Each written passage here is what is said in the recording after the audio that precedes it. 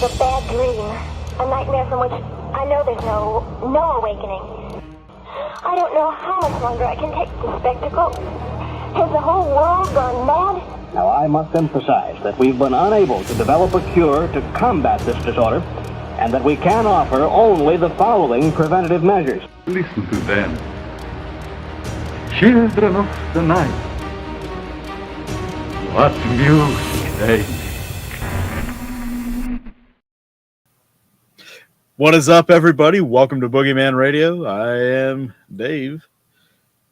I'm Charlie. Hey. Dramatic pause. Anyways. For those that might notice, I'm not in the studio today. What? So like the little heater I've got that's in there, like keeps flipping the breakers, and I don't want it to in the middle of the show. That's right. So I moved into the house and we're random setup, basically. That's right. And we just had to make sure to do the show tonight this week because I know we missed it last week. But it's just, for reasons. Things happen, so we adjust. But we wanted to come at you with a really good topic for this week. Oh, tonight, next week, potentially the week after. I was going to say, and possibly the week after. Yeah, good point. We got a great series of shows for you. We are discussing the Jack the Ripper murders out of Whitechapel. It's going to be, this topic is going to be so fun to dive into, I think. It'll be a wild ride.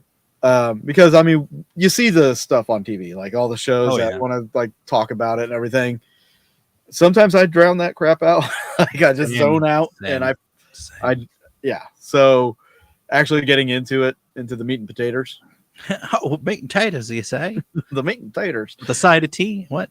I think it's going to be fun. It's going to be intriguing. And yes, I'm actually, I believe we'll come across some information that we actually didn't know. And 100%. Yeah. I think it's going to floor us here. Well, to be fair, I know I've glanced over Jack the Ripper and most of the stuff that has happened with this whole subject, but I've never done a deep dive. Yeah. No. Going deep dive. I think the deepest we went was more like with H.H. Holmes, Oh yeah, absolutely. Because that was what we touched on, right? A little bit was Jack the Ripper. So, which that lines up. Which, if you guys want to go see that, you can. I think, did we post it on the new channel? I think we did. Yeah, I think it's on this channel. If you guys want to see the video, go back to H.H. Holmes. Part 1 and 2. It's either one. I can't remember. It's been a while. Part 2, we had Jeff Mudgett on. Okay, so it's part 2. Grandson of H.H. Holmes. I think that it was part 2 that we talked about that because that's something that he brought up specifically, that he could be linked to H.H. Holmes. Which I'm just saying, with every major murder or something that happens like this that gets massive attention, there's always copycats. Always. So would it be surprising that Jack the Ripper could be a multiple person thing? One of the things that whenever I was reading through some of this stuff, and it dawned on me when talking about the letters, which we'll get into at some point. Most of the serial killers would write letters. Weird. Like they want to be caught. It's like, look at, we just did the Zodiac. Yep. Sent out letters and shit. That's some ballsy stuff. Number one. Yeah. And number two. Hey, Cassie. Hey, Cassie. Morty. It was a great show on H.H. Holmes. Yeah, it was a fascinating show. I also saw that he said, "I'm trying to keep on living." What? Is there something we don't know, Jerry? Yeah, he said something on one of our shows. Was it? But it was a little vague. Something you want to disclose, Jerry? Good messages. You don't have to put it out there. Yeah. Yeah. If you don't want to put it out there, you don't have to. Just messages. But and if he told us a couple weeks ago, then I forget shit a lot. So no offense if I don't think he has. Don't remember. But I hope you're doing okay. Yes, absolutely. And yeah, I could see that too as well, Jerry, for sure. A good amount of serial seems to be split personality. Yeah, I could definitely see that. Where it's like the Dr. Jekyll, Mr. Hyde situation where, Right. New personality comes out and just goes to town. Like me fighting my hand. No. I said Yeah, no. exactly. Not today. Not today, Satan. Not today. No. No means no. Right. Okay. Okay, one more time. Anyways, horrible. But no, so before we get into that though, how was your week? Well, it's been 2 weeks since we've been on, so Fair. lots happened, but mostly just work. Didn't you go to an interesting? Didn't you do something interesting here recently? Yeah, I filmed the first location for Ghosted, and it was a blast. I also filmed a paranormal tip video, which will be coming out soon too. Nice. I'm going to try to film a bunch of them before I start releasing them, but Nice. I got one filmed and edited, put together. If you're on Patreon, you've already seen it. Yeah, the investigation it was an interesting location. Some really interesting history, even history that's not related to the place, which sat just outside it, which I could talk about that real quick. Yeah, like there was a airplane out there that was it was a display, kind of like a museum kind of piece, but this plane was in 3 movies and was flown by Tom Cruise, but its claim to fame was as a drug smuggling plane. Oh wow! Back in the 70s and 80s, a guy out of Vegas used it for drug smuggling. Oh wow! And so that was pretty cool to see. I did do some live streaming from there. I did also delete those live streams. So if you don't know where I'm at, what I'm talking about, That sucks. that's too bad. You missed out. Mm-hmm.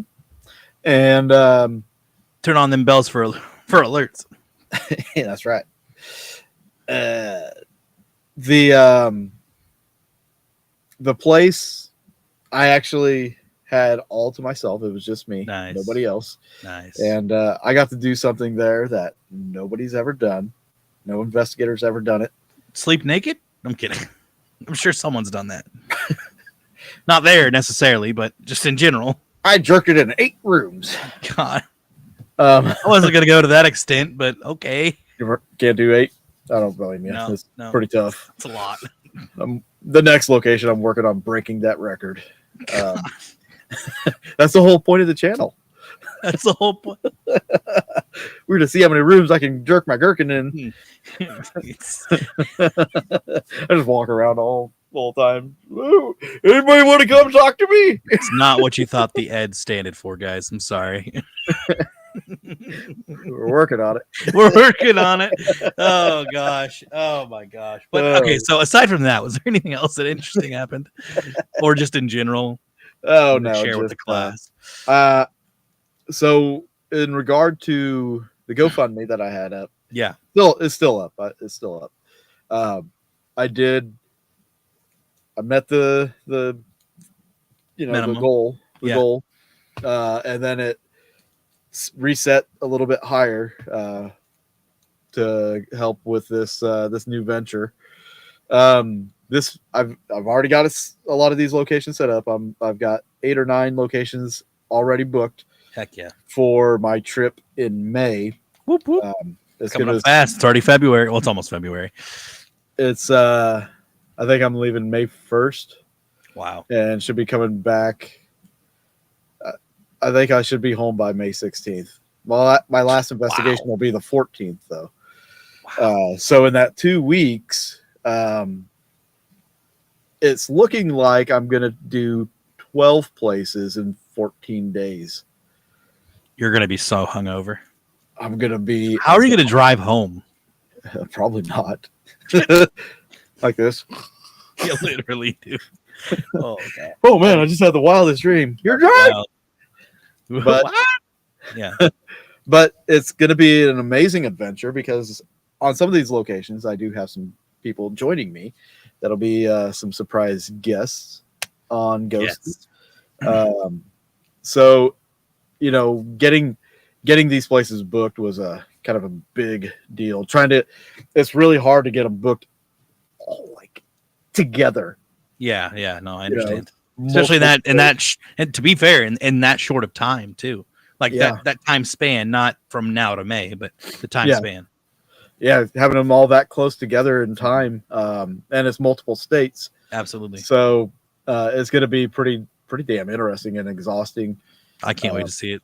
That's why I'm choosing like early on to stop in Point Pleasant, West Virginia for the Mothman stuff, because Of course. bucket list. Come on. Yeah, of course. I might even do a vlog and just kind of throw it up on here or something. I don't know. Yeah.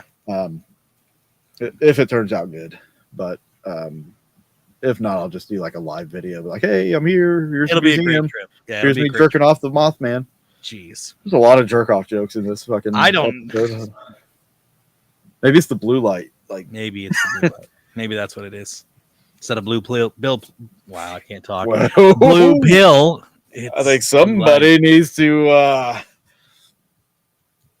tell me how your week was. It was good. It was good. But so the last show we had, I announced to everybody that I was putting my 2 weeks in, and I actually started my new job today, and it was great. Went out to lunch with my boss, got together, kind of gave me the game plan of the overall what the company stands for, and I mean we already talked about that before, but more of like what I'm going to be doing and some possible things I'll be doing in the future that could be really, really cool. So I'm looking forward to working with power sports dealerships and to make their lives easier with the products that we're going to give to them. You know, they're obviously they pay for it, but right. I can't wait, man. It's gonna be great. I'm super stoked to be back into customer service now. Obviously, it's gonna take me a bit to learn the materials as far as the tech goes, which is fine. It's no big deal. My boss believes in me. I believe in myself. We'll get stuff done.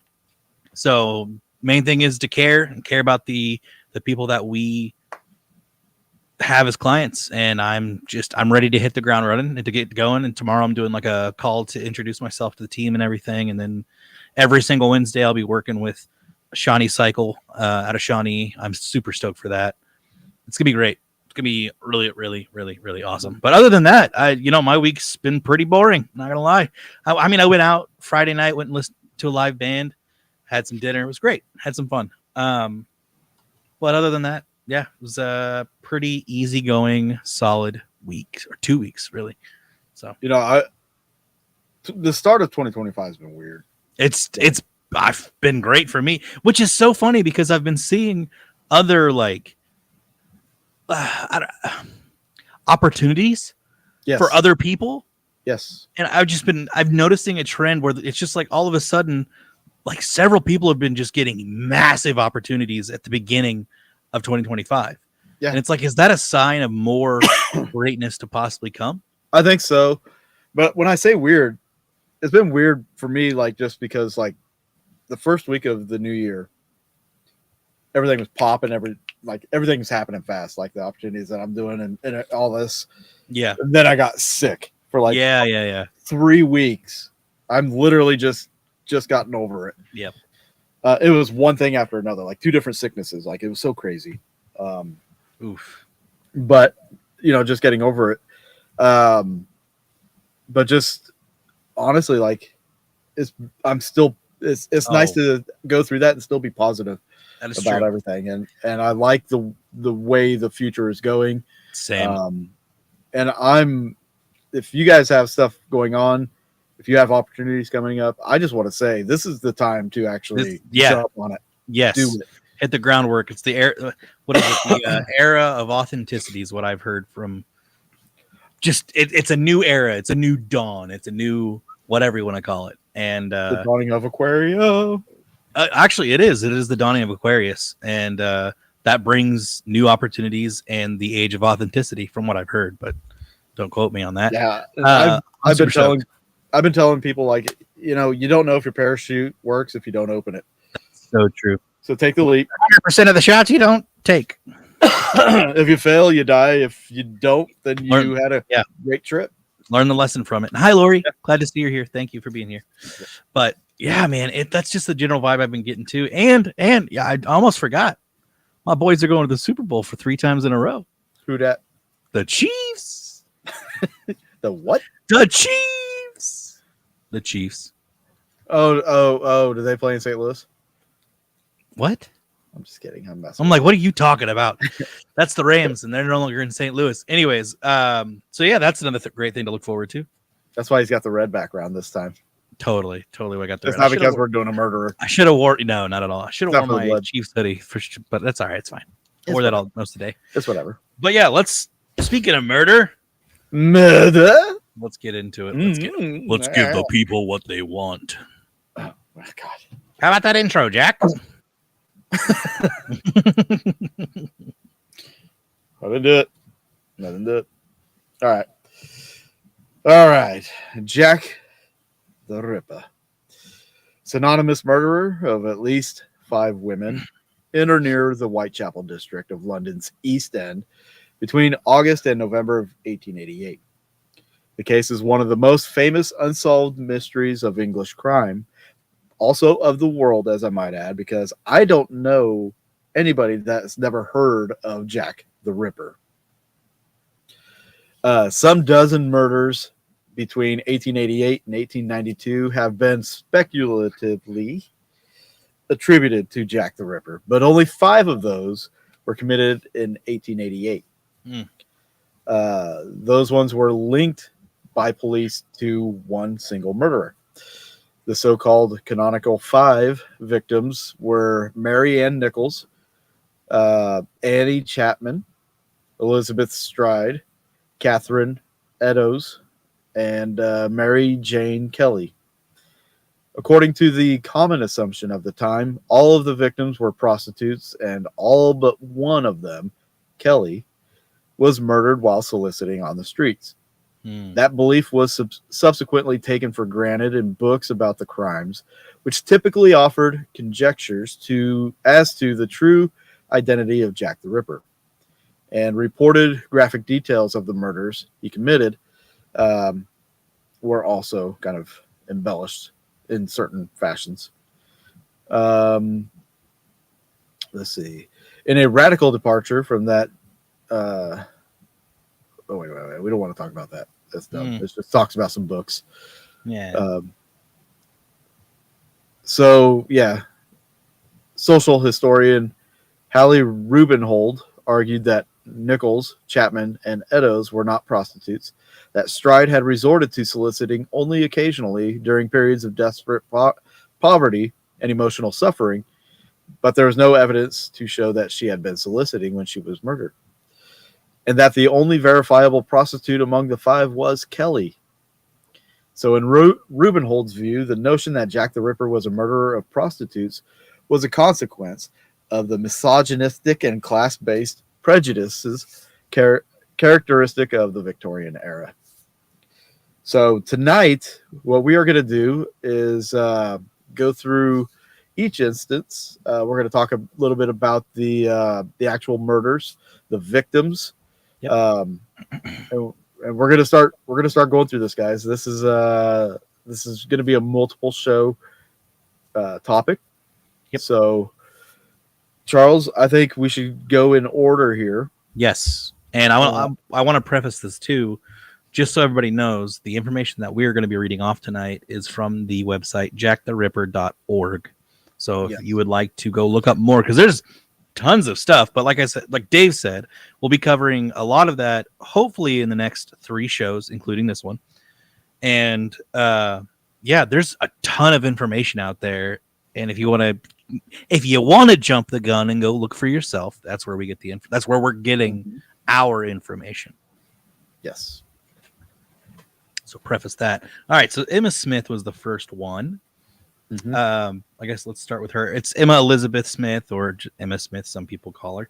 And real quick, I do want to say, because there's they just associate 5 of the murders with Jack the Ripper. Yeah. There's been more murders. There's been about I think a dozen within like a year and a half to 2 years time span. So we may go and bring in some of these other victims and talk about them. Yeah. Just saying. Yep. Okay. Go ahead. Yeah. All right. So we'll start with Emma here. So I don't want to jump don't want to do too much backstory. That's kind of pointless. No, so not all no. back. All right, cool. On the Monday evening at the Common Lodge at 18 George Street, Spitalfield, at which she had been a resident for 18 months, Emma Smith, a 45-year-old widow, readied herself for a night out. Emma was referred to as the time as the unfortunate, one of the lowest classes of prostitutes that plied their streets and who conducted their business in any dark corner of any of the squares, balconies, alleyways, passages, or even the backyards of the houses of the district. It was a dangerous business, and Emma, sorry, let's start that up. I'm still here. Okay, cool. It was a dangerous business, and Emma, so the deputy keeper of the lodge, Mary Russell, later recalled, had often come home with black eyes. Oh, goodness. Not black eyes, black eyes that men had given her. Just making sure people heard me. Just, Not black guys. Yeah, just black eyes. Black eyes. Don't want to throw any guilty shade here. So that's horrible. I didn't even think about that one either. Often came home with black eyes that men had given her, and had even returned home one night and told her that she had been thrown out of a window. That's rough. Damn. Yeah, no kidding. Like many of the unfortunate. What? We do not talk about Fight Club. Nope. Not at all. Like many of the unfortunates in the East End of London, alcoholism was at the root of Emma's misfortunes. Indeed, Mary Russell would later state that when she had a drink, Emma acted like a mad woman. I mean, I would too. Especially getting beat up all the time. Yeah, literally. So, yeah, screw that. At a quarter after midnight on the morning of Tuesday, the 3rd of April in 1888, Margaret Hayes, a fellow lodger at 18 George Street, saw Emma talking with a man who was wearing dark clothing and who was sporting a white neckerchief. Yeah. Whoa, Charles, watch it. I said neckerchief. Yeah. Just watch it, buddy. Oh, my God. Shut up. Margaret Hayes had herself... I'm screwing everything up. Margaret Hayes had herself just been assaulted by two men, one of whom had stopped her and asked her for the time, whereupon the other had punched her in the mouth. The two men had then fled into the night. That's messed up. That sounds like a bunch of the time. It sounds like a bunch of the teens now, like trying to make TikTok videos. We're Just gonna punch some homeless Yeah. person and run. Yeah, no kidding. Just stupid. God. Kids are dumb. So later stating that there had been, right? So she had stated that there had been some rough work that night. Margaret decided to head home, and as she was passing Ferrant Street and Burdett Road, she noticed Emma and the man talking together. She was, so she later testified, certain that the man was not one of the two that had attacked her earlier. Margaret also said later that the quarter was a fearfully rough one, and that just before Christmas, 1887, she had been injured by men under circumstances of similar nature, and had to spend a fortnight in the infirmary as a result. Given her own recent and past experiences, Margaret was not inclined to hang around, and so she continued with her journey and headed back to the lodging house in George Street. So between 4 and 5 o'clock that morning, so 4 and 5 a.m., Emma returned to the lodge. I don't know why they keep saying 18 George Street. She returned to the lodge, where Mary Russell became immediately concerned at the state she was in. Her face was bleeding, Mary later recalled. Her ear was badly cut, and she said that she was also injured about the lower part of her body, so probably in the torso-ish area. Or like, not torso, but like gut. Probably got gut checked. Probably. Emma told Mary that she had been shockingly maltreated by some men as she was making her way along Osborne Street, the dirty, narrow entrance to Brick Lane, according to John Henry Mackay and The Anarchist, written in 1891. Her assailants, she said, had robbed her of all her money. So she just went and worked for however much and got robbed and beat up. Assholes. Although she could not describe her attackers, she did say that the youngest was aged about 19. Douchebags. Mary was extremely concerned about the injuries that her lodger had received and the evident pain and discomfort she was obviously in. She tried to persuade Emma to go with her to the nearby London hospital. However, Emma was reluctant to do so. Mary persevered, and Emma finally gave in, and accompanied by fellow lodgers Margaret Hayes and Annie Lee, they set off for the 15 or so walk to the nearby London Hospital in Whitechapel Road. As they passed along Osborne Street, Emma pointed to a spot near Taylor's cocoa factory and stated that was the location where the outrage against her had been perpetrated. So, Coke factory. I wouldn't be surprised if this incident alone, what's up, IJ? If this incident alone is what, like, in nowadays, because, I mean, there's been plenty of examples over history, but to me, this is one of the first examples of why women shouldn't travel alone in certain areas, at night especially. Oh my gosh. And, which, I mean, there's some that can handle themselves, don't get me wrong. Yeah. But do you see dudes saying, like, hey, man, you want to go to the bathroom with me? Like, no, you don't. Not normal, well, I shouldn't say normal, but straight men don't do that. So, yeah, to me, I feel like this is a good instance, or not a good instance, but a good reason for that whole thing to start, which I'm sure it was like that before, but still, considering the time and era, Yes. like women acted a certain way, men acted a certain way. Yeah. At time, depending on location, like any bad neighborhood, people are going to get roughed up. But if you're in a good neighborhood, you ain't got to worry about that kind of thing. So, exactly. I'm trying to pay attention to the location of everything. So, like, further down the line when we go deeper into this, I'm going to try to recall some stuff. So, if the thing about her, like, having all these assaults, you never want to say, oh yeah, she brought it on herself. But if she's constantly drinking and getting rough while she's drinking, you kind of do bring it on yourself. You're muted, or we just can't hear you. To be fair, yeah, if she's drinking and she's like causing issues while she's drinking, those men could be, I don't know. You don't know. They could get handsy, Yes. and she could be like, nope, not tonight. Yeah, exactly, and just give them a 1-2 or something.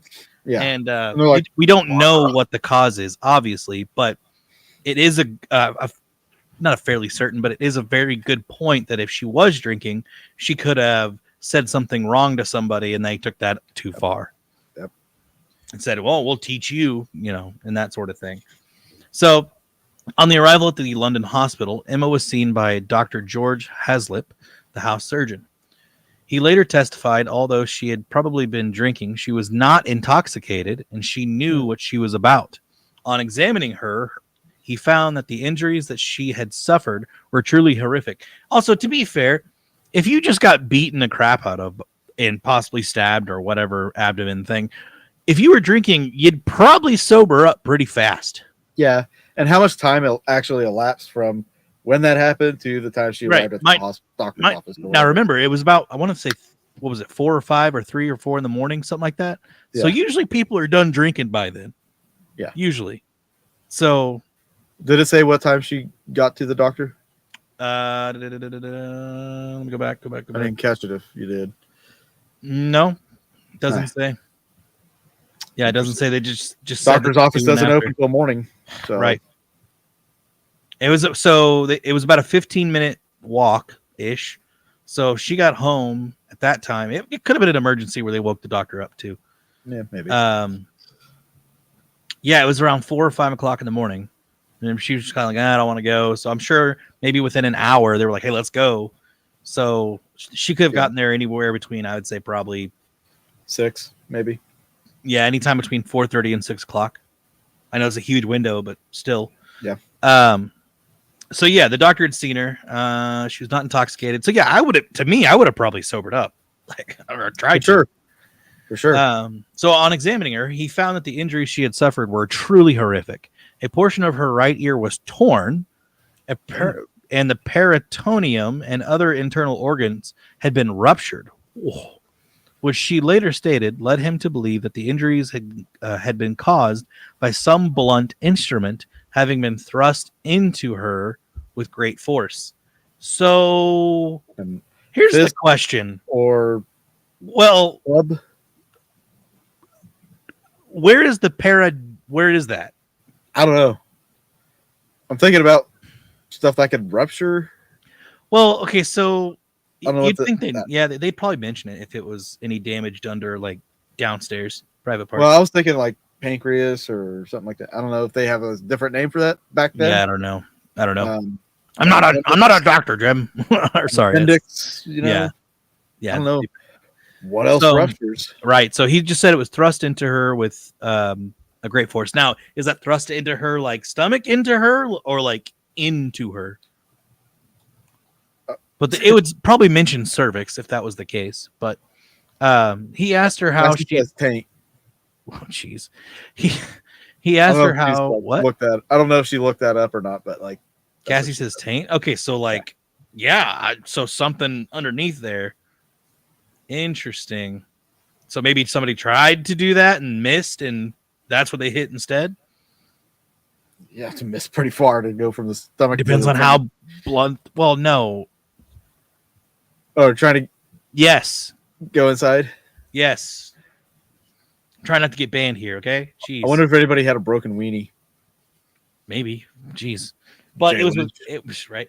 So he asked her how she had come by some of the injuries, and to which she had replied that she had been walking past Whitechapel Church at about 1:30 on Tuesday morning. So literally roughly 2:30 or 1:00 on Tuesday. And then she didn't get home until between 4 and 5. Dude. Oh, wow. And who knows how long she was there passed out as well. Probably. Yeah. Okay. So where was it at? Jerry's saying the lining of the abdominal area. Okay. So up there, then it was abs. Okay. Okay. When she saw some men approaching her, she had tossed over the road to avoid them, but they had proceeded to follow her along Osborne Street, where they assaulted her, robbed her of her money she had, and then committed the outrage. There were, she told the doctor, 2 or 3 men. One of them looked like a youth of 19. She was, Haslip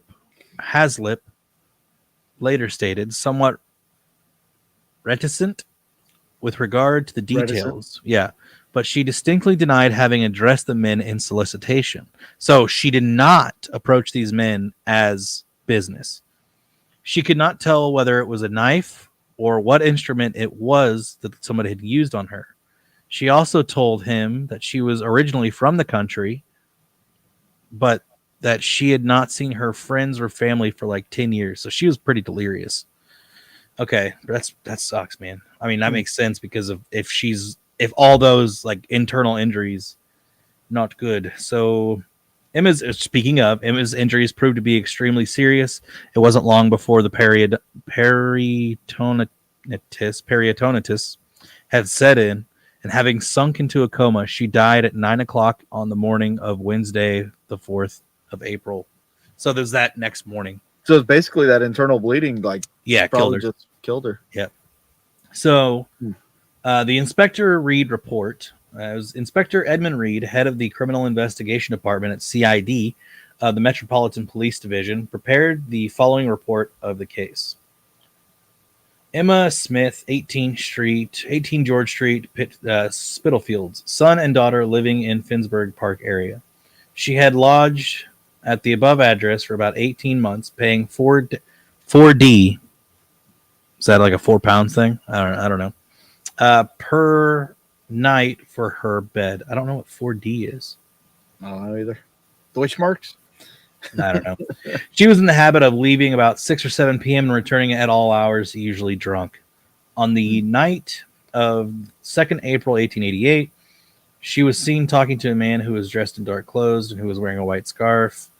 And then she returned to her lodging between 4 and 5 a.m. She had been assaulted and robbed in Osborne. At London Hospital, she was attended. Wow, I can't read. To Mr. George Haslip, house surgeon. Okay. Yeah. So basically, I'm just reading ahead here. There was really no like major. She was age 45, 5'2", high complexion, and there was no description of the men. So she didn't get a good look at the men except for the one that was possibly around 19. And she said there was 3 of them. So I mean, a serial killer, I wouldn't suspect, unless that was the first attack or killing. Yeah. I don't suspect they would do it with a group of people, but a group of people would kill once and then they all get caught or something. That's usually how it happens. But usually. But if he was part of this group who attacked her, Yeah. and then more killings started happening, you would think that maybe somebody would step up and be like, well, I know this because we did this. Well, see, what was different about this to me, where is it at here? The robbery? No, the where's the time? Maybe I'm looking at the wrong thing here. Okay, that's the no. Look at the timeline of like victims and stuff. There was a huge like timeline. I think it was like a month or so between when she died and then the next murder happened. Yeah, first Right. Whitechapel murder. Persons unknown. Yeah, it was April 7th. And then, although she almost certainly was not a victim of Jack the Ripper, she is the first name on the Whitechapel murder file that later included the murders of Jack the Ripper. So, but then ultimately, they're like, this is a possible. Yeah, it's a very big possible because this happened. She died April 4th, so April 3rd is when the murder happened. Right. And then the next murder didn't happen until August. So like several months later. Yeah. Several months. So I wonder if the person who did the next murder, if it wasn't the same person. So you could speculate that like somebody that's committed a murder would probably, like their first one especially, Yeah. would probably sit and stew on that for a while. Yes. And just kind of relive it, the feeling that they got out of it, the adrenaline rush or Right. whatever. Or if it And then wasn't the same person, they could have been like, oh, people are getting away with murder. Yeah. But what I was going to say is like that kind of feeling, that rush and energy and everything. Yeah. It becomes almost like a drug where they're like, well, I want to feel that again. So I'm going to go out and I'm going to do something just to get that rush or that fix. And then at some point, maybe it becomes psychological and really envelops somebody. But Oh, I'm sorry. The next murder actually happened in. Oh no, yeah, it was August. I'm sorry. Yep, I misread that. okay. So you want me to go on to the next one? Yeah, which I believe is. It would be Martha Tabor, Yes. or Martha Turner, as she was known at the time of her murder, was born Martha White on the 10th of May, 1849, in the Southwark district of South London. She was the youngest of 5 children of Charles and Elizabeth White, and the family home was in Southwark.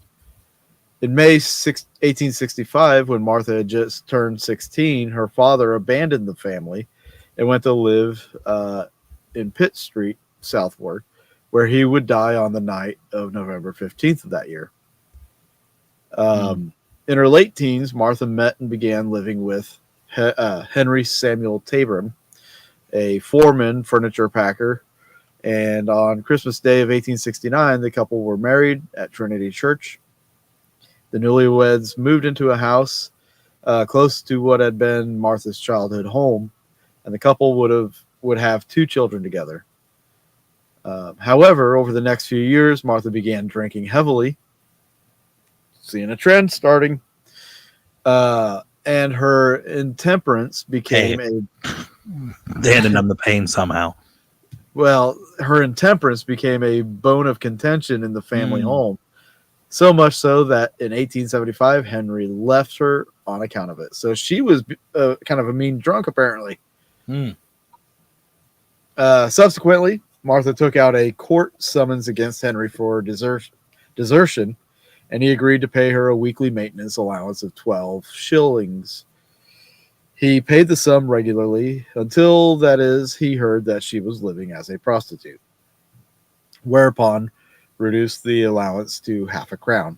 I don't know how much that actually is, but it sounds like it was quite a bit. Then in 1879, he learned that she was living with a man by the name of William Turner. bootstrap, son. Bootstrap peel. And he stopped the payments altogether. So good for him. Thereafter, he only saw her very occasionally, and when he did encounter her in the street, she would always accost him for money. The last time he saw her was approximately 18 months before her death, when he met her on Whitechapel Road. Having taken up with William Turner, Martha would live with him on and off until 3 weeks before her death. Over the next few years, the couple gravitated to the East End of London, where, like many in the district, they lived a transient existence, alternating between rented rooms and the common lodging houses that were so prevalent in the area. Although Turner was a carpenter, he found it difficult to obtain employment in that trade, and so the couple earned a living hawking cheap trinkets, menthol cones, and needles and pins on the streets of London. Martha's preferred pitch at which to hawk her wares being Cheapside in the city of London. As far as many who knew the couple were concerned, they were man and wife, and she was universally known in the district as Martha Turner. Her drinking also caused problems in this relationship.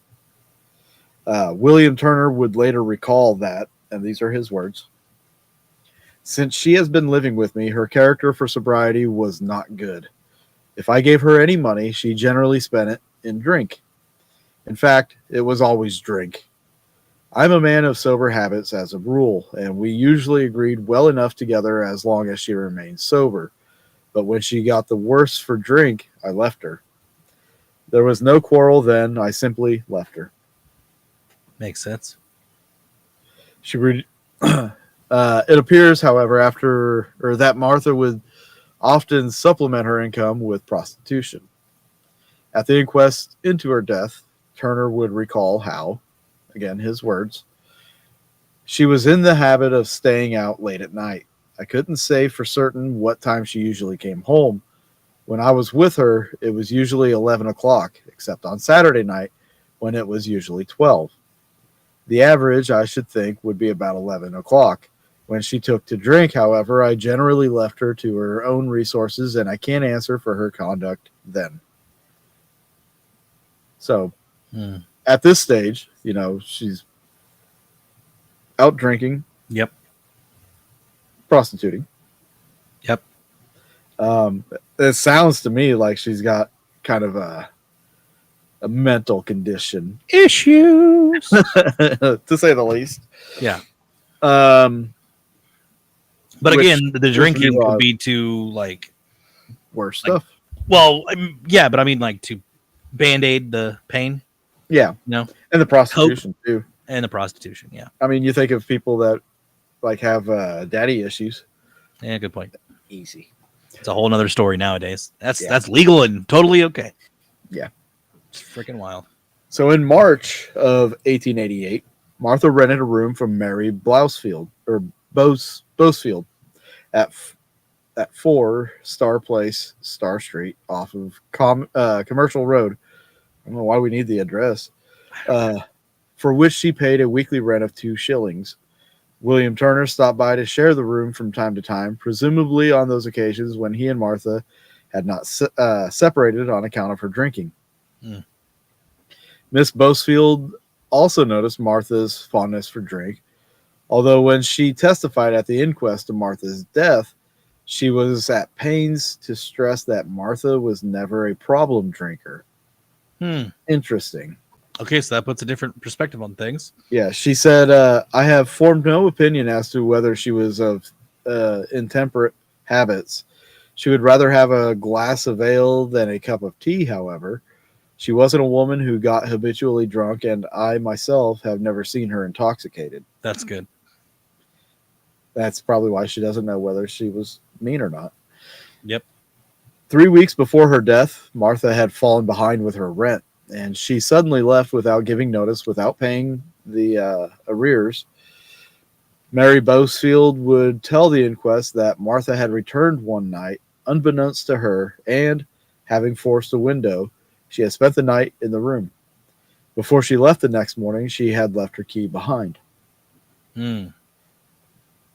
William Turner went to reside in the working man's home on Commercial Street, while Martha moved into a common lodging house on George Street.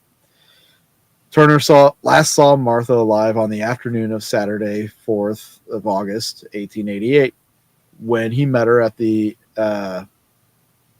Aldgate pump, which stands at the junction of a couple of streets. We don't need to. That's not important, I don't think. Not for us, at least. Was it? Sorry. Was that Jared? Maybe. Yeah.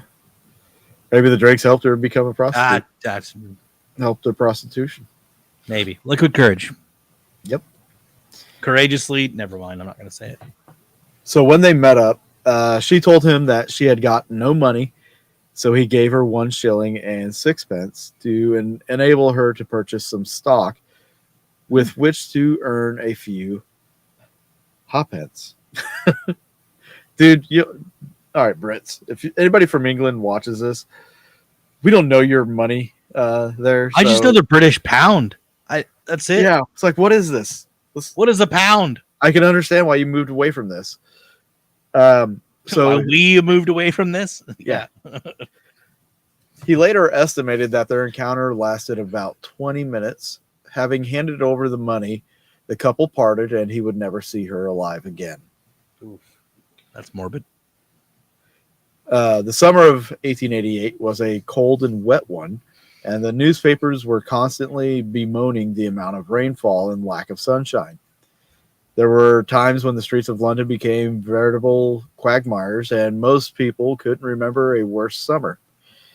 The bank holiday Monday of the 6th of August saw no let up in the miserable conditions, and although the rain held off till evening, the dark sky and prevailing coldness rendered the usual bank holiday outdoor pursuits unappealing, to say the least. So basically what they're saying is it was overcast skies, it was colder than normal, and nobody was out and about because of the amount of rain and mud and crap that was on the streets. It's not known how Martha Taveram spent what would be the last day of her life.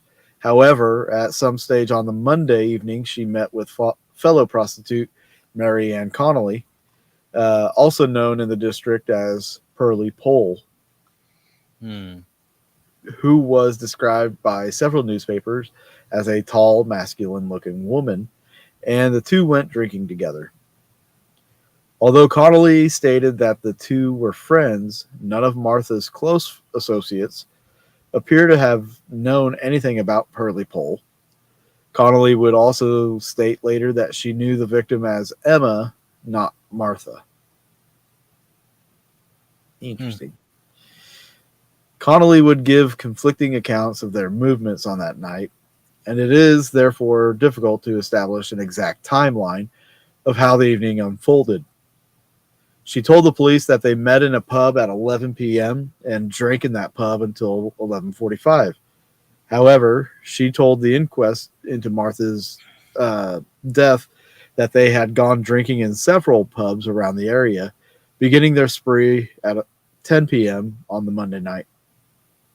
Of course, it is more possible that Connolly's memory of the evening may have been addled by the amount of drink she had consumed, and recalling the exact sequence of the alcohol-fueled evening could have proved difficult for her.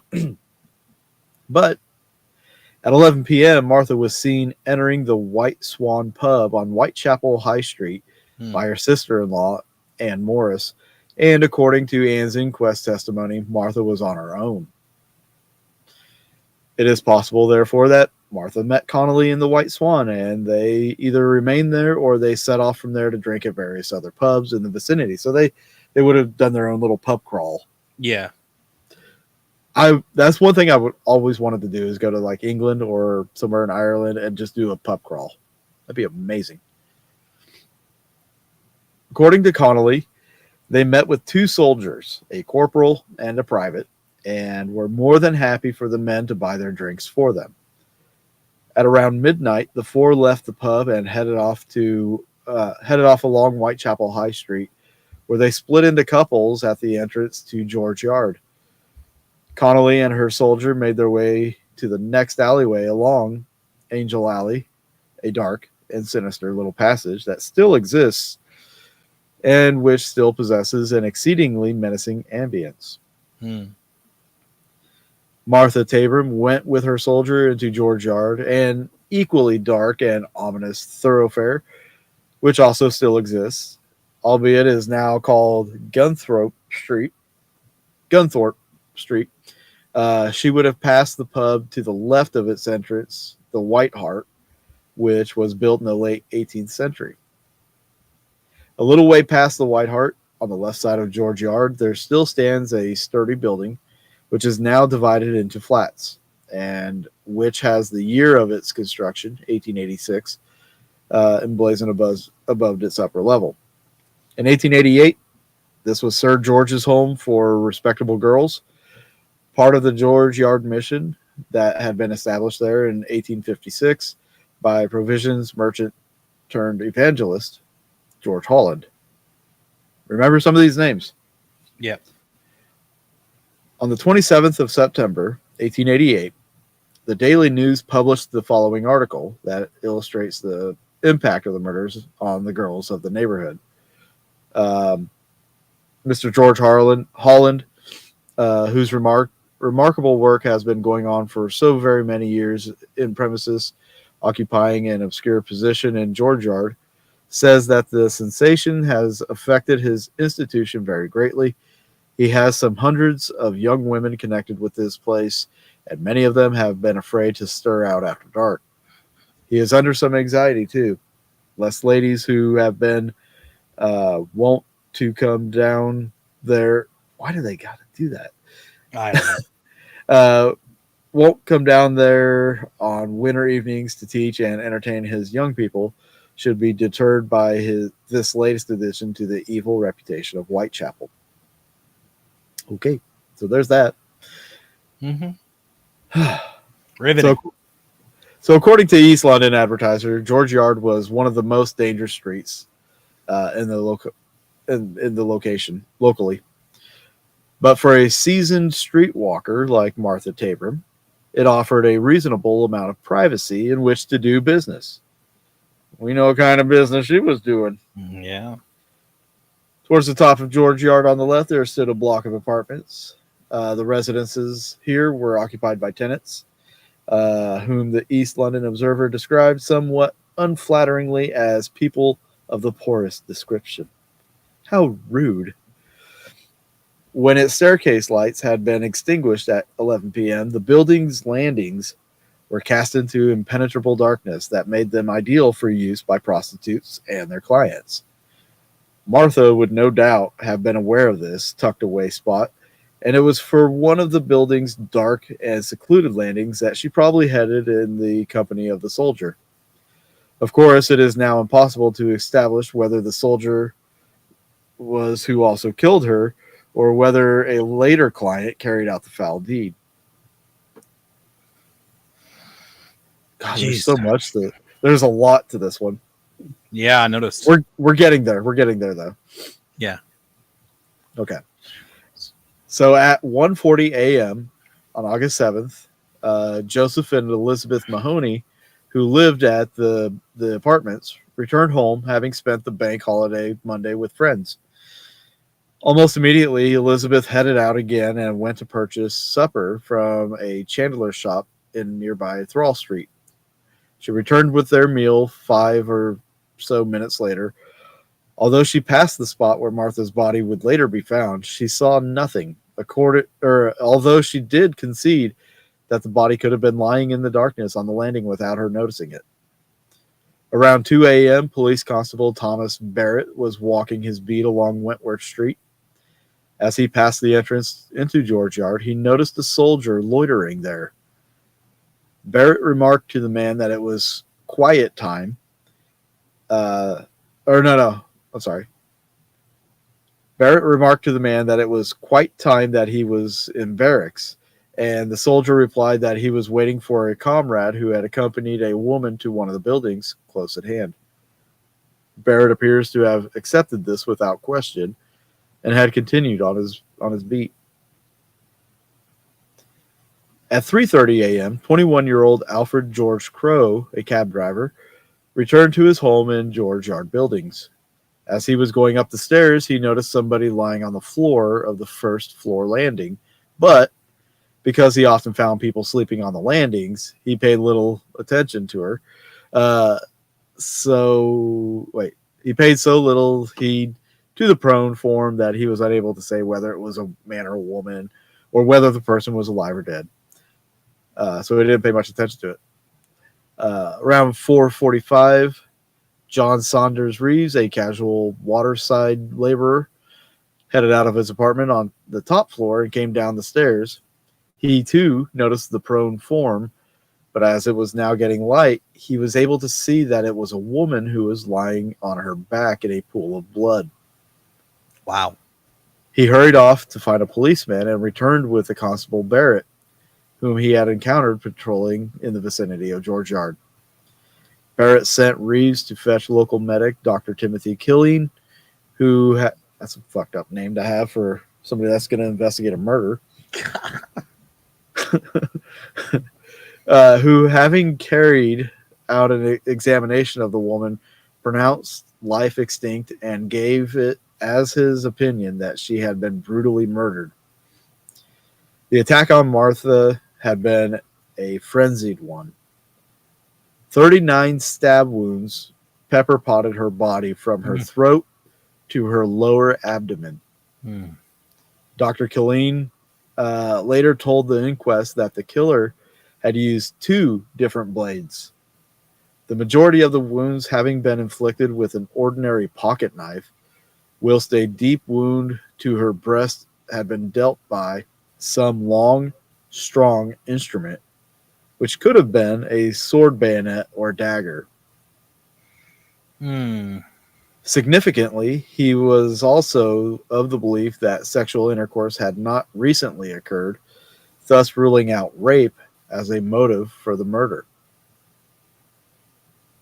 Wild. There's a photo of her dead. Yeah, I saw that too. Just her face. Her mortuary photo? Yeah. Yeah. It wasn't long before the victim had been removed from the scene of the crime and had been taken to the nearby mortuary, where the police were then faced with the task of identifying her. She was, so the police quickly established, unknown to any of the tenants of the buildings. The police therefore released a description of the unknown woman to the newspapers. She was between 35 and 40, about 5'3" dark hair, wore a green skirt, brown petticoat. So anyway, how much you got left of this one? I'm skimming through real quick. That's what I was. Okay, that's a good gracious.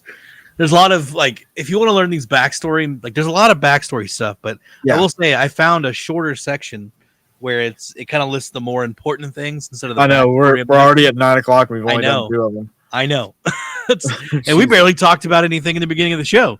Like, we didn't spend a lot of time talking about us. But So one of the important line of inquiry for the police was trying to ascertain the identity of the soldier whom Constable Barrett had encountered in George Yard. To that end, on the 7th of August, Inspector Reed, who had charge of the case, escorted Barrett to the Tower of London, where a large military contingent was based, and several soldiers were brought before him. He was, however, unable to identify any of them as being the man he had questioned. Oh, wow. They returned to the tower the next day, and those guards who had been on leave on the night of the bank holiday were paraded before him. This time he picked out 2 men who were subsequently taken to the orderly room. Here, Barrett stated that he had been wrong about the first man, who was then allowed to leave.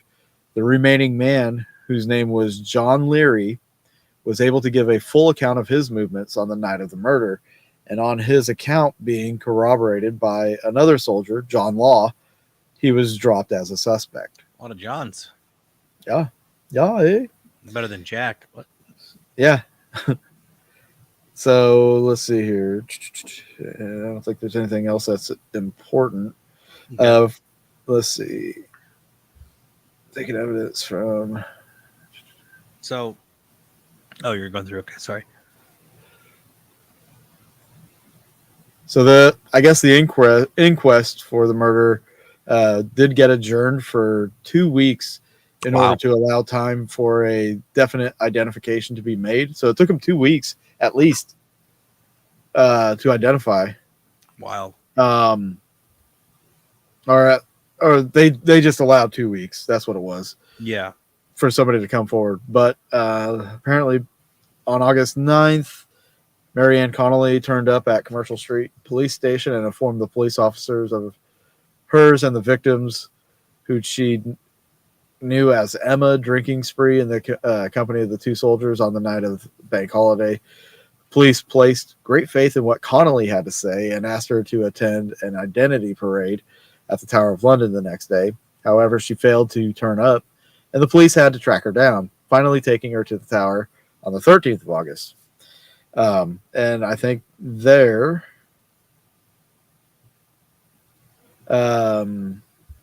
she identified Pearly Pole. Oh, okay. Okay. They just talk about the newspaper stuff of her identifying people. Okay. So Connolly remembered that the soldiers had white bands around their caps, which meant they belonged to Coldstream Guards. Inspector Reed therefore organized another identity parade. Let's get past this article. That was a long article. Holy crap. Yeah. The police had lost it. Apparently, Connolly couldn't identify anybody. And this Pearly Pole was discredited. The police had lost any faith in Connolly's veracity as a witness, and their frustration was captured in an article, another article. So Henry Tabram learned of Martha's death on Monday, August 13th. He contacted the police the next day, and on being taken to the mortuary, he identified her. And then the inquest resumed. So yeah, it goes on to say, like, the viciousness of the killing, coupled with the fact that it had been carried out without anybody hearing a sound, was a subject of considerable puzzlement and disquiet around the area in the days and weeks that followed. Was she a victim of Jack the Ripper? Today, there's considerable debate as to whether or not she was, albeit the investigating officers at the time certainly seemed to have believed that she was. So nothing is certain, but it does stand to reason, like, could it have been like the first time killing for somebody and they just wanted a taste of more? So Absolutely. And guys, like Charles pointed out, if you want to check out more of this, go to jacktheripper.com or .org. See it in great detail. Absolutely. I'm good to keep going if you are. I am. Yeah, All right, I am. Let's hit the next victim. So to shorten it up a little bit, go to the header and go to where it says victims and go to Jack the Ripper victims. Yeah. And it goes in order where it's still good detail, but not as much crazy backstory. Yeah. All right. So Marianne Nichols. On 31st of August, almost said October, 1888, the horrifically mutilated body of a woman was found at the gateway in Bucks Row in Whitechapel. Later that day, she was identified as Marianne Nichols, better known to her family, friends, and acquaintances as Polly Nichols. She had separated from her husband and 5 children in 1880, and thereafter her life became a downward spiral, blighted by poverty and alcoholism. By the beginning of August, I almost said October again, August 1888, she had found her way to the east end of London, where she resided at 2 Spitalfields Common lodging houses, Wilmot's sustained at 18 in Thrall Street, and the White House located on Flower and Dean Street. The cost of night's lodging in these establishments was 4 pence. But on the night of the 30th of August, she didn't even have this meager amount and was therefore denied a night DOS at Wilmot's Common Lodging House. Mary Nichols was what was known at the time as an unfortunate, a woman who in the days when there was no welfare system to help those who had fallen on hard times might turn to casual prostitution in order to raise the money for a bed, a bite to eat, and drink to feed their addiction. Oof. I'll be right back. All right. The night Mary was wearing a bonnet that none of the other residents of the lodging house had seen her with before, and since she was evidently intending to resort to prostitution in order to raise money for her bed, she felt that this would be an irresistible draw to potential clients. And so, as she was escorted from the premises by the deputy lodging housemaster, Polly laughed to him, "I'll soon get my DOS money. See what a jolly bonnet I have now." So saying, she headed off into the early morning. The last time she was seen alive was at 2:30 in the morning of August 31st. A friend of hers by the name of Emily Holland met her by the shop at the junction of Osborne Street and Whitechapel Road. Mary was very drunk, and she boasted to Emily that she had made her lodging money fees 3 times over, but had spent it. Irresponsible. Concerned at Mary's drunken state, Emily tried to persuade her to come back to Wilmot's with her. Mary refused, and telling Emily that she might get her lodging money somehow. She stumbled off with along Whitechapel Road. That was the last time that Mary Nichols was seen alive. Her body was found in Bucks Row at 3:45 a.m.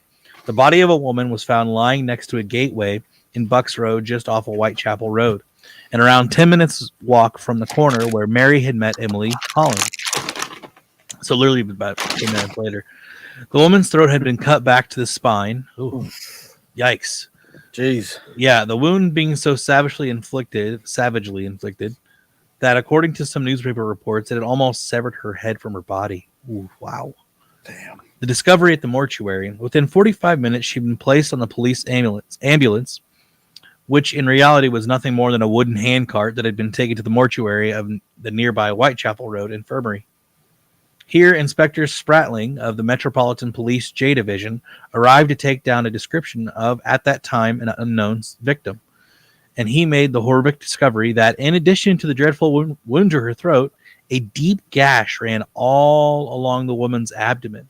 She had been disemboweled. Oof. I pray that she went through that after her. After she died. Hope so. Yeah.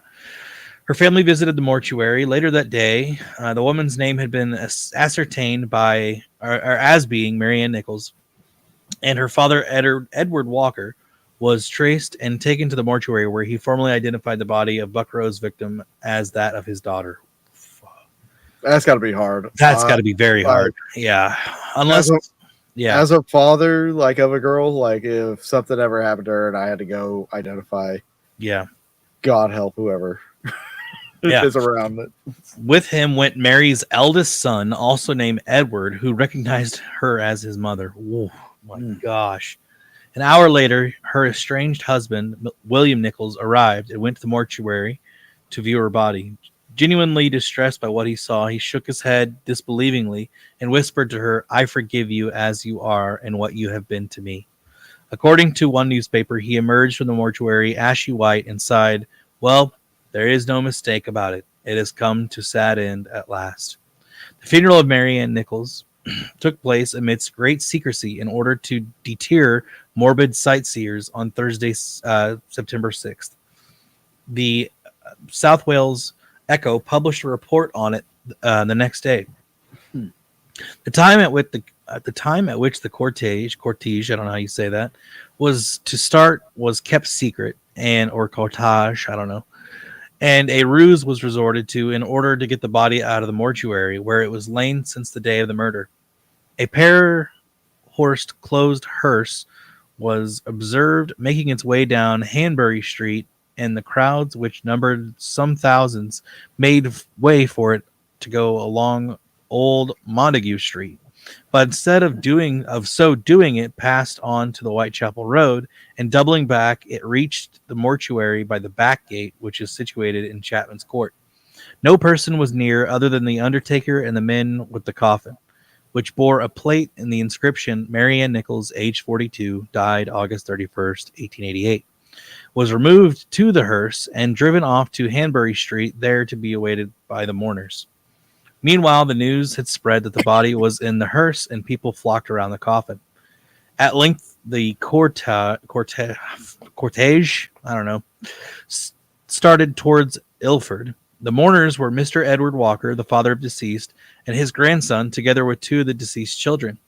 The procession proceeded along Baker's Row and past the corner of Buck's Row into the main road, where policemen were stationed every few yards. The houses in the neighborhood had the blinds drawn, and much sympathy was expressed for the relatives. Here's a strange coincidence. Strangely, the ruse was resorted to in order to get the body of Mary Ann Nichols to the undertakers could be said to have included the element of precognition. For Mary's body was brought out of the mortuary back gate in Chapman Court, from where it was taken to the undertaker's premises in Hanbury Street. 2 days later, the murderer would strike again and would murder Annie Chapman in Hanbury Street. Wild. So the visitors to the plaque. Today, people from all over the world make the journey to the City of London Cemetery to pay their respects to poor Polly Nichols. Many of them leave flowers on the plaque, whilst others place coins there, presumably in remembrance of the fact that she had the 4p to pay her, or she didn't. But then, I don't know if you heard that part. She lost her money on drinking. Yeah. Yeah, it's wild. She would not have fallen into the clutches of Jack the Ripper. And then... Seems to be a going thing, you know? I know, right? It's weird. It's real weird. So, we just lost Charles. While he's making his way back, I guess, we'll just jump into the next murder, which was the murder of Annie Chapman. So 15 minutes or so walk from the City of London Cemetery, you will find Manor Park Cemetery, where a small memorial. Hey, buddy. Hey. Hi. A small memorial remembers Jack the Ripper's second victim, Annie Chapman, who is nicknamed Dark Annie. And that nickname just makes me think of the Black Dahlia for some reason. A little bit, yeah. I can see that. Like Mary Nichols, Annie had also seen a downward spiral due to alcoholism, and she left her husband, John Chapman, and her children several years previously. John would send her periodic allowances until his death in 1886, whereupon Annie supported herself by selling her own crochet work, as well as matches and flowers, supplementing her earrings with casual prostitution. Or earnings. Earrings. Jesus, man, I can't read either. Supplementing your earrings with casual prostitution. Maybe she had hoops. Maybe that's just some people get off on different things. Yeah. By September of 1888, she was living on and off at Crossingham's lodging house in Dorset Street, Spitalfields. She appears to have enjoyed a cordial relationship with the other tenants, and the deputy keeper, Timothy Donovan, remembered her as being an inoffensive soul whose main weakness was a fondness for drink. Okay. However, following a fight with another resident at the lodging house in the last week of August, Annie had received a black eye and had been left bruises about the chest and head, and she was in considerable pain. At 5 p.m. on Friday, 7th of September, Annie met with her friend Amelia Palmer in Dorset Street. Annie looked extremely unwell and complained of feeling too ill to do anything. Amelia met her again 10 minutes later, still standing in the same place, although Annie was by then trying desperately to rally her spirits. It's no use giving way. I must pull myself together and get some money, or I shall have no lodgings. Those were the last words Amelia Palmer heard Annie Chapman speak. At 11:30 p.m. that night, Annie turned up at Crossingham's lodging house and asked Timothy Donovan if she could sit in the kitchen. Since he hadn't seen her for a few days, Donovan asked where she had been. The infirmary, she replied. He allowed her to go to the kitchen, where she remained until early hours of Saturday morning, September 8th. At 1:45 a.m., Donovan sent John Evans, the lodging house's night watchman, to collect the fourpence for her bed from her. He found her, a little tipsy and eating potatoes, in the kitchen. When he asked her for the money, she replied wearily, "I haven't got it. I am weak and ill, and I have been in the infirmary." Annie then went to Donovan's office and implored him to allow her to stay a little longer. He told her that if she couldn't pay, she couldn't stay. Annie turned to leave, but then, turning back, she told him to save the bed for her, adding that, "I shall not be long before I'm in. I shall soon be back. Don't let the bed." John Evans then escorted her from the premises and washed her head off along Dorset Street, observing later that she appeared to be slightly tipsy and opposed to drunk. At 5:30 in the morning, Elizabeth Long saw her talking with a man outside number 29 and Hanbury Street. But since there was nothing suspicious about the couple, she continued on her way, hardly taking any real notice. 30 minutes later, at 6 a.m., John Davis, an elderly resident from number 29, found her horrifically mutilated body lying between the steps and the fence in the backyard of the house. She was later identified by her younger brother, Fountain Smith. The funeral of Annie Chapman took place early on the morning of Friday the 14th. As with the funeral of Mary Nichols, a great deal of secrecy was observed in order to prevent crowds of curious onlookers following the procession. And then it just goes in about her final resting place. If there was any legacy from the horrific and brutal murder of Annie Chapman, it was that the newspapers, and through them the public at large, began to pay attention to the plight of the poor women of the class from which Annie had come. It didn't go unnoticed that, like Mary Nichols before her, Annie Chapman had died for the sake of fourpence that would have paid for a bed. So people were starting to realize, hey, these women that have no money, that are alcoholics, are getting murdered, unalived. Weird. All right. And then we get it to the Elizabeth Stride. Yes. All right. Elizabeth was born Elizabeth Gustaf's daughter in Sweden. Gustav's daughter. Now, saw her dad's name was Gustav. Gustav daughter? No? No? Wait. Okay, sorry. Yeah. Hang on. Say that again. Yeah. I wonder if her dad's name was Gustav because, Gustav's daughter. Thank you. I appreciate it. In 1866, she immigrated to England, arriving in London on the 7th of February that year. 3 years later, on the 7th of March, 1869, she married John Thomas Stride at the Church of St. Giles in the Fields. St. Giles in the Fields. That's one heck of a name. Holborn. And the newlyweds moved to east of London, where they opened up a coffee shop in Crisp Street, Poplar. Nice. That's good for you. Open a coffee shop in the 1800s? Nice. We shall call it Starbucks. Something like that. No. Star Pence. Star Pence. There you go. Star Pound. I don't know. The couple separated around 1877, after which Elizabeth began residing at various common lodging houses. And she also became involved with a man by the name of Michael Kidney. Huh. Interesting. Yeah. She arrived in Spitalfields. Over the next few years, she began drinking heavily. Wow, look at that. Well, she made numerous appearances before magistrates on charges of being drunk and disorderly. Hey, You do what you can. I'm just saying, maybe Jack the Ripper went after drunk women and not like women with problems of alcohol, and they just happen to be ladies of the night. Oh, what was that one? I missed it. Somebody like this. Jacob Rue likes the post. You got to change that, man. I will eventually.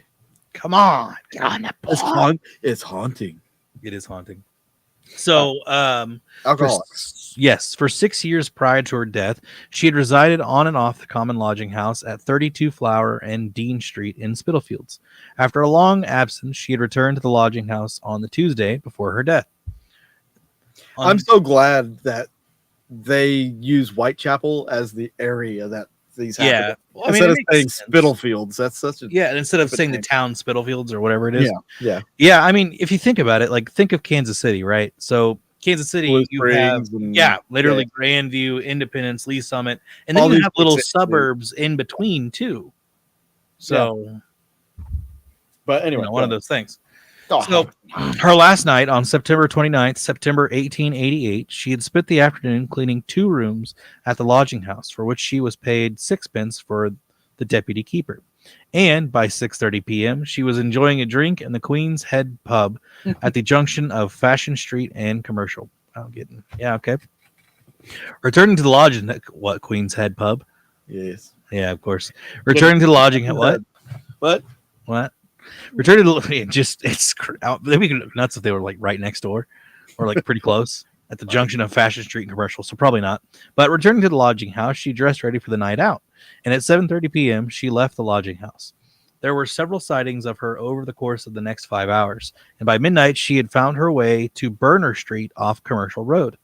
At 12:45 a.m. on 30th of September, a man named Israel Schwartz, may the Schwartz be with you, saw her being attacked by a man in a gateway off of Burner Street, known as Dutfield's Yard. Schwartz, however, though he was let's just start that over again. However, though he was witnesses seeing a domestic argument, Right. I don't know. Yeah, did he have a stroke? You witnessed the domestic argument. Yeah, he probably mistyped that. Anyways, or whoever typed this, Yeah. and crossed over the road to avoid getting dragged into the quarrel. It is highly likely that Schwartz actually saw the early stages of her murder. Her body was found in Dutfield's yard. At 1 a.m., Louis Dimschutz. It's either Dimschutz or Dimschutz. Or Deemschutz. Let's just go with dime shits. Dimschutz. I don't know. I kind I of want to call him dipshit. I like dimshits. I like it. The steward of a club that Who is dipshits? right? Can't help myself. The steward of a club that sided onto Dutfield's yard came down Burner Street with his pony and costermonger's borrow. What the hell is a costermonger's borrow? With his pony and costermonger's borrow. Dim shits on a pony, whatever, and turned into the open gate of Dutsfield Yard. Immediately he did so. The pony sheed and pulled left. Dim Schutz, Shied. yeah, looked into probably shied, maybe. Yeah, probably shied. Yeah. Oh, yeah, shied, like shied away from something. Yeah. And into the darkness and saw a dark form on the ground. He tried to lift it with his whip, but couldn't. So he jumped down and struck a match. It was wet and windy, and the match flickered for a few seconds, but it was sufficient time for Dimschutz to see that it was a woman lying on the ground. Okay, tried to lift it with a whip. So, did he just whip a dead body? Pow! Oh, okay. Maybe he was like, "It's a giant rat," and just who knows? Wild times. Yeah. So for some reason, he thought that the woman might be his wife. What? Okay, and that she was Probably why I drunk. whipped her. Yeah, probably. And so that she was drunk, so he went into the club to get some help in lifting her up. However, he found his wife in the kitchen. And so, taking a candle, he and several other members went out into the yard, and by the candle's light, they were able to see a pool of blood gathering beneath the woman. Oh no. Yeah, right. The police were sent for, and the doctor was summoned, who pronounced life extinct. No shit. It was noted that although, as in the cases of previous victims, the woman's throat had been cut, the rest of the body was not mutilated. Wow. This led the police, to deduce that Daimschutz had interrupted the killer when he turned to Dustfield's yard. So, interesting. Killer probably heard him coming down the road on a pony and was like, "Oh, gotta go." And the body was removed. The nearest mortuary was removed to the nearest. Why didn't it just say the body was moved to the nearest mortuary, not removed to the nearest mortuary, which still stands, albeit as a ruin in the nearby churchyard of St. George in the east. And here she was identified as Elizabeth Stride. Bro, I wouldn't be surprised if a British person wrote this. I I had a thought about like just an image whenever they were deducting how she died and stuff like that. I had like a Monty Python moment. Makes It's sense. like, how do you think she died? I don't know. Maybe all this pool of blood left her body Maybe all this blood left her body, and now she just died. as she perished. It's just perishing. Anyways, outside the parish. You're right. So the funeral of Elizabeth Stride, she was laid to rest in the East London Cemetery in Plaistow on Saturday. It would seem all this blood left her neck right into this wound. Oh God, yeah, let me just peck it all out too. Probably on Saturday, 6th of October in 1888, and her interment was given little attention to by the press. That's weird. And yeah, I agree. According to the Beverly and East Riding Recorder, her burial took place in the quietest possible manner and at the expense of the parish. Nice. That's funny. I said that parish earlier. So, statement by a spiritualist at Cardiff. However, on the night of her burial, a lady went to the police in Cardiff and made the bizarre claim that she had spoken with the spirit of Elizabeth Stride in the course of a seance, and the victim had identified the murderer. Let's see. The Somerset County Gazette reported on the extraordinary revelation a week later. An extraordinary statement bearing upon the Whitechapel tragedies was made to the Cardiff police on Saturday by a respectable-looking elderly woman who stated that she was a spiritualist and in the company of 5 other persons held a seance on Saturday night. They summoned the spirit of Elizabeth Stride, and after some delay, the spirit came. And in answer to questions, stated that the murderer was a middle-aged man whose name she had mentioned and who resided at a given number of Commercial Road or Street in Whitechapel, and who belonged to a gang of 12. So again, how do we know these just weren't women haters? Remember, like the first lady, she was killed by a gang of dudes. Yeah. Maybe Jack the Ripper is more of like an organization and did this. I find it extremely odd that the 2 murders prior, media and everybody had to be there for them, right? Like, moving the body and burying them. But for this one, they're like, nah, it's just another body. It's just another dead body. She only her neck was, split. Like she wasn't gutted or nothing. We don't care about. Call me whenever she's dismembered, okay? Yeah, I don't know. It's just messed up. Pretty wild, yeah. And okay, well, the next one. The next one is Eddowes. Okay. Was born in 1842, although her family moved to London when she was a young girl. By the time she reached her mid-teens, both her parents had died, and she and her siblings were separated, with Catherine returning to Wolverhampton to live with her aunt. Later, she met a former soldier by the name of Thomas Conway, and it was claimed that the couple were married, although no proof of this had been found. She had his initials, TC, tattooed in blue ink on her arm. Ooh, spicy. Yeah. The couple would have 3 children together, and they earned a meager income by selling what were known as chapbooks, which were cheap books sold on the streets by peddlers. By the end of the 1870s, the couple had moved to London and were living in Westminster. Catherine, however, had started drinking heavily. Her alcoholism, coupled with her fiery temperament, another one that's a mean drunk, meant that their relationship became extremely tempestuous and the couple repeatedly split up. According to one of Catherine's sisters, Conway was an abusive partner, and Catherine often sported black eyes as a result of domestic violence. Wow. Happens when couples drink together, I suppose. I guess. In 1880, they separated altogether, and Catherine gravitated to the east end of London, where she moved into Cooney's common lodging house. In 1881, she met a man named John Kelly, who earned his living as a casual laborer at the local markets.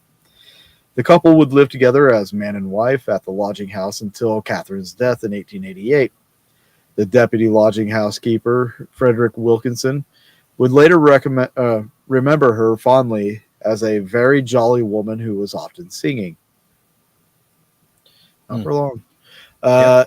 Each summer, Catherine and Kelly would head for Kent to go hop picking, which was a popular way for Eastenders at the time to enjoy a break from the stifling and overcrowded streets of the district, whilst at the same time providing an opportunity to earn a little ready cash. In September of 1888, they set off for their annual hop picking break, but as the hop yield was disappointingly low that year on account of the unusually wet summer, work was limited and they decided to return to London, arriving back in the capital on the afternoon of Friday, the 28th of September.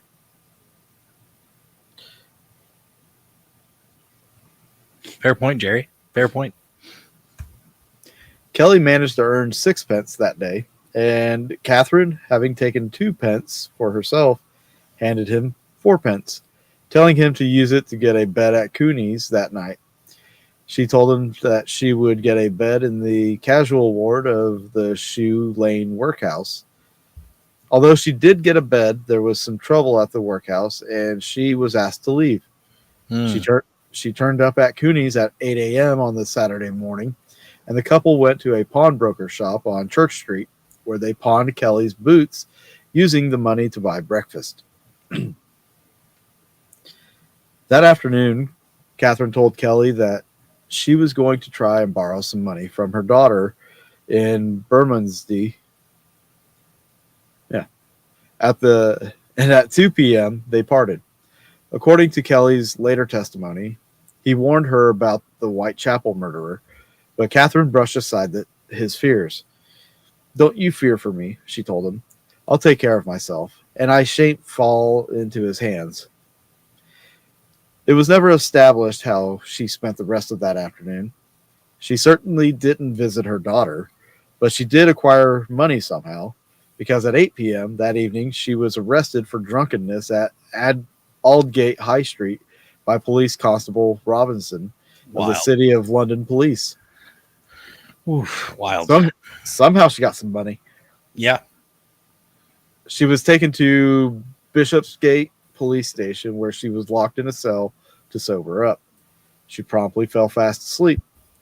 By midnight, she was awake and was deemed sober enough for release by the city jailer. They spell that weird. George Hutt, before leaving. Before leaving, she told him that her name was Mary Ann Kelly and gave her address as 6 Fashion Street. Hutt escorted her to the door of the police station, and he told her to close it on her way out. "All right, good night, old cock," was her reply, as she headed out into the early morning. I don't know why that's relevant, but who knows? Good night, old cock. At 1:35 a.m., 3 men, Joseph Launday, and then Joseph Hyam Levy, and Harry Harris, saw her talking with a man at the church passage entrance into Mitre Square, located on the eastern fringe of London. 10 minutes later, at 1:45, Police Constable Alfred Watkins walked his beat into Mitre Square and discovered her horrifically mutilated body lying in the darkness of the square's southwest corner. As with the previous victims, her throat had been cut and she had been disemboweled. But, in addition, the killer had targeted her face, carving deep V's into her cheeks and eyelids. He had also removed and gone off with her uterus and left kidney. And, as with the previous murders, he had once again melted away into the night. So he did some carvings. I wonder what the V's would have stand for. You know, Roman numeral. 5. How many have we talked about now? Let's look. 1, 2, 3, 4. That would have been what, Mary Kelly, right? Yeah. Yeah, look, that's 1, 2, 3, 4, 5, 6, 7 technically. So if you didn't count Emma Smith and Martha Tabram, Mary Nichols, Annie Chapman, Elizabeth Stride, Catherine Eddowes, and Mary Kelly. Yeah. That's 5. That's wild. That's wild. Did I just solve something? Did I just woo? Look at me. I could be a detective. I bet they knew what it was. Whatever. The funeral of Catherine. Wait, why is that? Okay. Did you go up? No, it's part Oh, of you're it. right. No, it is right there. The funeral of Catherine Eddowes took place on the afternoon of Monday, 8th of October. Yeah, we've already read this. Why is it in this one? Because you're below Catherine Eddowes. Am I? Yes. Because we're talking about Catherine Eddowes. Oh, that's right. That's right. So it's not Kelly. I was thinking Kelly. So then it would have been Martha, Mary, Annie, Elizabeth, and Catherine. Okay. Catherine was the 5th. Okay. So I got all confused. The funeral of Catherine Eddowes took place on the afternoon of Monday, October 8th. Dense crowds. This one had dense crowds. They had a lot of people there. But that other one, nobody wanted to show up. Dang. Would you? What? Jerry makes a very good point.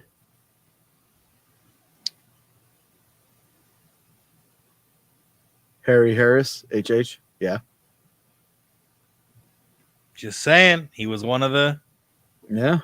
3 a.m. at 3 a.m. Joseph, blah, blah, blah, blah, blah, blah. Saw her talking with a man at the church passage. Maybe he was there. Maybe. Makes a perfect, anyways. The funeral of Catherine Eddowes took place on the afternoon of Monday, October 8th. Dense crowds gathered at the mortuary in Golden Lane in the city of London, and thousands of onlookers lined the streets that the funeral cortege was to pass through. Meanwhile, around 500 people arrived at the City of London Cemetery where the burial was to take place. So, yeah.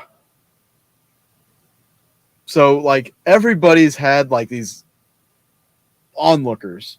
Yeah. For their funeral, for them being transported from the mortuary and stuff. Except for the one who was not disemboweled. Wow. That's pretty messed up. People were morbid. You think you're gonna go see guts everywhere and stuff? Probably. Come on. All right. Mary Kelly. Okay. So if you think though, Catherine told the police officer that she was Mary Ann Kelly. Remember? That's pretty messed up. Right. So if the next victim was Mary Kelly, could be one of the police officers tied into the group. The jailer. His next likely victim? Maybe. Who knows? So yeah, what if? Because if you think about it, he would have set out to look for her? Well, so here's what I'm getting at. Have we come across any of the victims that were found by police? Has it all been random? I think there was one that was found by there was one that was found by an officer. Okay. So check this real quick. So the jailer learns of her name, right? This killer is targeting drunkards.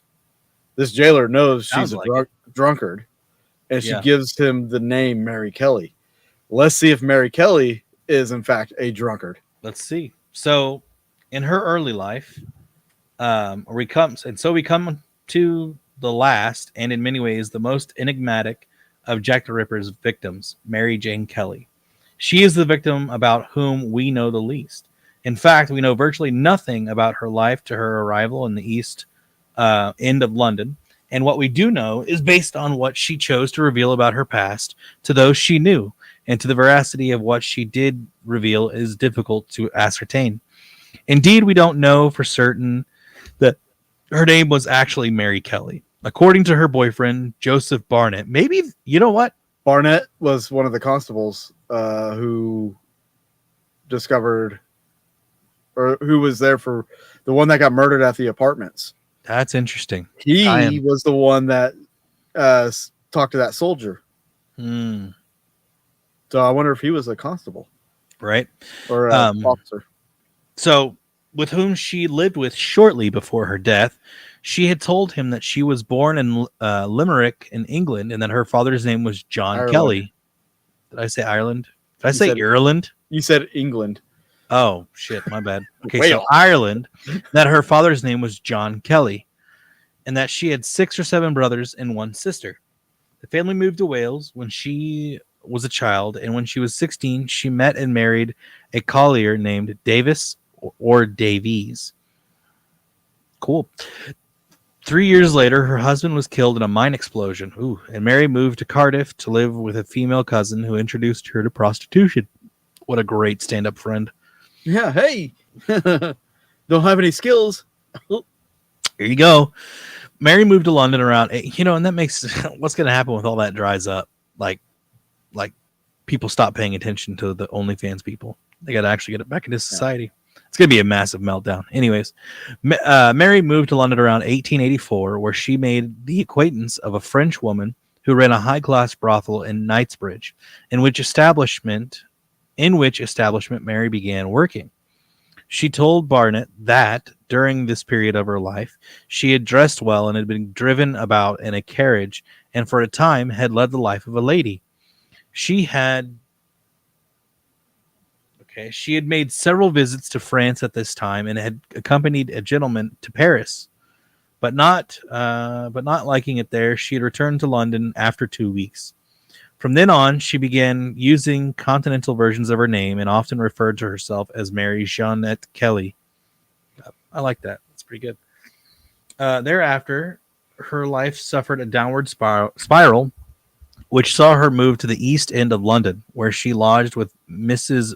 Bucky, I don't know, in a side thoroughfare off Ratcliffe Highway. Soon after her arrival, she enlisted her landlady's assistance in returning to the West End to retrieve a box which contained dresses of costly description from the French lady. Mary had now started drinking heavily, and this led to the conflict between her and Mrs. Bucky. Relations between them become so strained that Mary moved out and went to the lodge at the home of Mrs. Mary McCarthy at 1 Breezers Hill, Pennington Street, St. George in the East. By 1886, she had moved into Clooney's Common Lodging House in Thrall Street, and whilst living there on Good Fridays, April 6, 1887, she met Joseph Barnett, who worked as a porter. Okay, so it's not police Billingsgate. officer. No, at the Billingsgate Fish Market. The two were living together, and by 1888, they were renting a tiny room at 13 Miller Court from John McCarthy, who owned a chandler's shop just outside Miller's Court on Dorset Street. And an article that had appeared in the Daily Telegraph shortly after her death described her as having been a fair complexion with light hair, and she possessed a rather attractive features. So she was probably a very good-looking, high-standard woman. Yep. Took care of herself. Yep. Well, she came from France, so she probably knew personal hygiene and stuff like that. Yeah. Those who knew Mary around this time seemed to have been quite fond of her. According to one of the acquaintance, she was an excellent scholar and an artist of no mean degree. Whilst her friend Maria Harvey described her as much superior to most persons in her position in life. Remembering her in his memoir in 1937, retired police officer Walter Dew claimed that he had known her quite well by sight. Ooh, creepy mother. And he told how he would often see her parading along Commercial Street between Flower and Dean Street and Aldgate, or along Whitechapel Road. He continued, usually in the company of 2 or 3 of her kind, fairly neatedly dressed, and invariably. Oh my gosh, sorry. I had a long day. Invariably wearing a clean white apron, but no hat. According to her landlord, John McCarthy, her only fault was that when in liquor, she could be very noisy, but otherwise, he said she was a very quiet person. Yeah, she and Barnett appeared to live to have lived happily You want me to together. read this?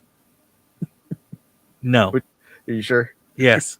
In mid 1888, he lost his market job, and she returned to prostitution, which caused arguments between them. And during one heated exchange, a pane in the window by the door of their room had been broken. Wow. Mm. The precarious of their finances had resulted in Mary's failure with her being behind the rent.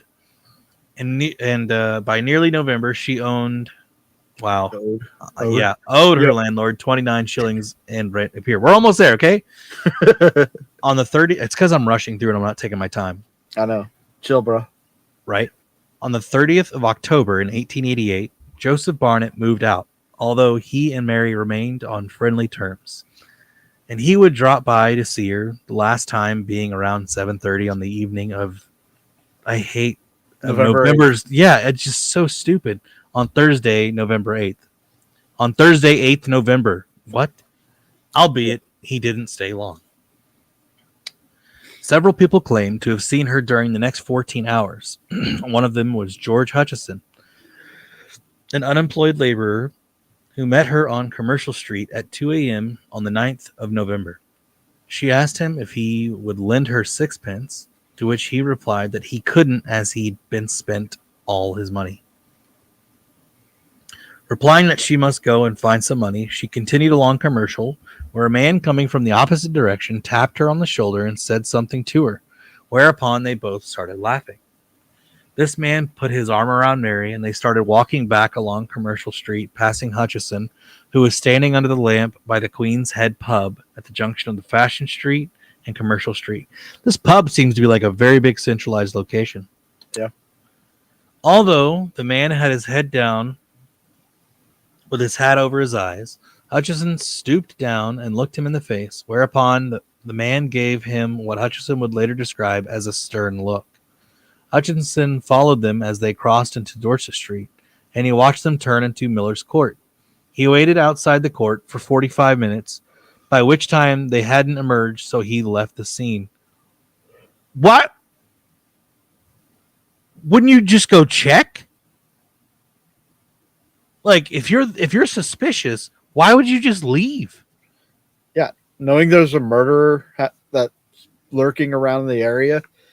Dude, he probably didn't want to feel like maybe he didn't want to feel like a pervert because they went into a room, like they got a room But he would have left sooner than 45 freaking minutes. I don't know. There's some guys, man. Some guys are built different. Yeah, weird. Okay, so around 4 a.m., 2 of Mary's neighbors heard a faint cry of murder, but because such cries were frequent in the area, often the result of a drunken brawl, they both ignored it. Wow. That's sad. Wow. At 10:45 on the morning of the 9th of November, her landlord, John McCarthy, sent his assistant, Thomas Bowyer, round to Mary's room, telling him to try and get some rent from her. Bowyer marched into Miller's Court and banged on the door. There was no reply. He tried to open it, but found it was locked. He therefore went around to the broken window pane, reached in, pushed aside the shabby muslin curtain that covered it, and looked into the gloomy room. Moments later, an ashen-faced Bowyer burst back into McCarthy's shop on Dorset Street. "Governor," he stammered. "I knocked on the door and could not make anyone answer. I looked through the window and saw a lot of blood." "Good God, man, you don't mean that," was McCarthy's reply, and the 2 men raced to Miller's Court, where McCarthy stooped down and looked through the broken pane of glass. McCarthy would later recall the horror of the scene that greeted him. "The sight we saw I cannot drive away from my mind. It looked more the work of the devil than of a man. I had heard a great deal about the Whitechapel murders, but I declare to God I had never expected to see such a sight as this. The whole scene is more than I can describe. I hope I may never see such a sight of this again. The police were immediately sent for, and one of the first officers at the scene was Walter Dew. Interesting. Who many years later would recall the horror of what he saw through the window. On the bed was all that remained of the young woman. There was little left of her, not much more than a skeleton, but her face. Or sorry, not but her face. Wow. She had a butterface? I know, right? Butterface. I'm not going to say that. Her face was terribly scarred and mutilated. All this was horrifying enough, but the mental picture of that sight which remains most vividly with me is the poor woman's eyes. They were wide open. They seemed to be staring straight at me with a look of terror. Oof. That's crazy that when you die, your eyes are just open. Well, that's not normal, right? I mean, depends on how much pain she's going through, I'm sure. I would assume it depends on that moment. Yeah. And if you're at ease. True. As news of another murder spread around the neighborhood, crowds of people converged, here we go, on both ends of Dorset Street, and the police constables struggled to keep them at bay. More detectives and doctors were now arriving at Miller's Court, but the police delayed entering the room as they believed they had been ordered to wait for bloodhounds to be brought to the scene and put the scent of the killer. But just before, gosh darn it, right? But just before 1 p.m., they received word that the order for the bloodhounds had been countermanded, and they asked John McCarthy to force open the door, in which he did with a pickaxe. Why did they call? Dude, I'm starting to suspect a police cover up. Yeah, like maybe the police were in on it, like killing drunk women, prostitutes. Maybe one of the higher up officials was doing stuff he wasn't supposed to be doing, and they didn't want it to look bad. Well, but what I was getting at though before was like, what if this was a group of dudes doing this? The police.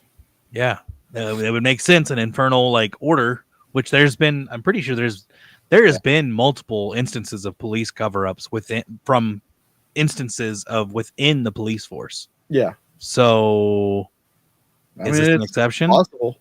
Right. Could be possible. It is. It makes sense why a lot of these crime scenes were not seemingly cared for. And it would make sense properly. Why after 45 minutes, the guy just happened to walk away. But I don't know. That was just weird to me. Well, and then like, they put in an order for bloodhounds. That's a great move. That was a good smart move. Now they're like, not doing it. Yeah, exactly. What they saw and smelt that afternoon as they filed into the tiny room would haunt many of those present for years afterwards. The horror of the experience. What? I said, oh yeah, I've seen. Oh yeah. Oh shoot. Okay. And the horror of the experience was succinctly expressed by one of the attending doctors, who later told a journalist that he had seen a great deal in dissecting rooms, but had never witnessed such a horrible sight as the sight inside 13 Miller's Court. The police and doctors spent the next few hours carrying out a detailed inspection of the crime. In addition, a photographer was brought in, and the body was photographed as it lay on the bed. This horrific, haunting image still exists, and one of the most earliest crime scene photos that we have.